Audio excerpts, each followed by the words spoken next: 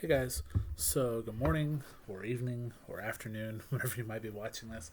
The first thing I'm going to talk about is actually whenever you might be watching this. Um, so, as I talked about in the last video, and I'm sure you guys know by now, you're getting assignments every day for every single one of your classes. Um, I have made the due dates in Google Classroom be midnight the day of that assignment. Now, um, I know you're getting assignments for every class, right? And probably 4, maybe 5 hours of work. And I know that some of you guys are like me. You work best at night.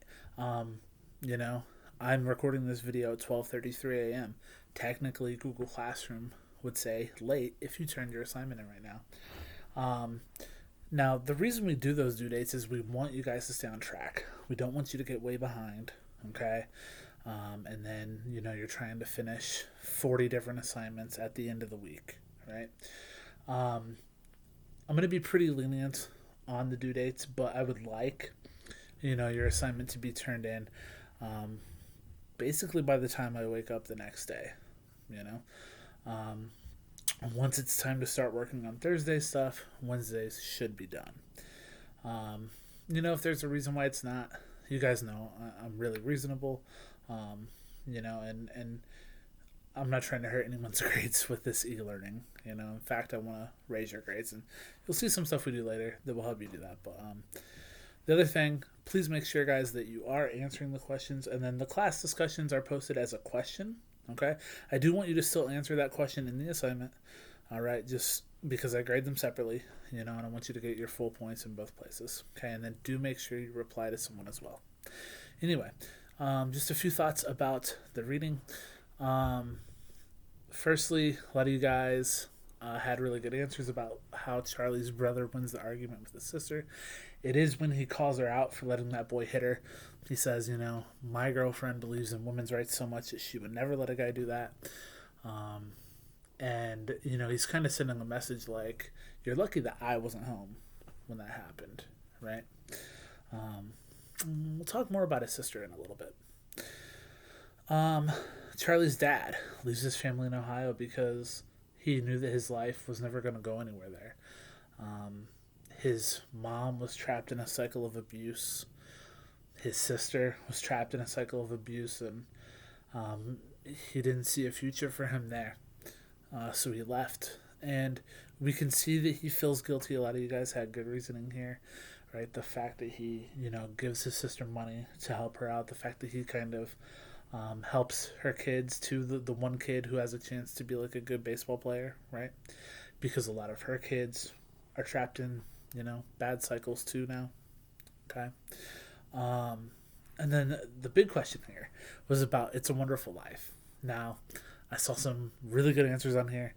I was happy that like at least half of you guys tried. Some of you left it blank. So that movie is about this guy who wants to, he wants to kill himself or leave, and they show him what people's lives in this town would have been like without him. Okay, Charlie's dad's family watches this movie every year. Think about Charlie's dad. He left a situation he was in, and he knows what their lives were like without him. His sister's life, his mom's life, his nieces and nephews' lives, right? Their lives were all worse because he left. So Charlie's dad did the opposite of what the guy in It's a Wonderful Life did. And so for Charlie's dad's family to watch this every year, it's almost like they wish that someone had stayed to save them too, right? Like Charlie's dad.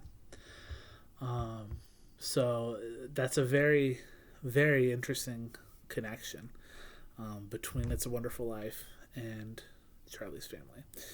One other thing I want to mention that I saw one person so far, I've graded about half the assignments, one person so far has caught this, a connection between Charlie's dad's dad and Charlie's sister's boyfriend.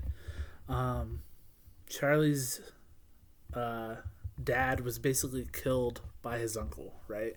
When they found out that the dad was beating Charlie's mom and Charlie's sister, the uncle and some of his friends basically beat up this guy and he died, right?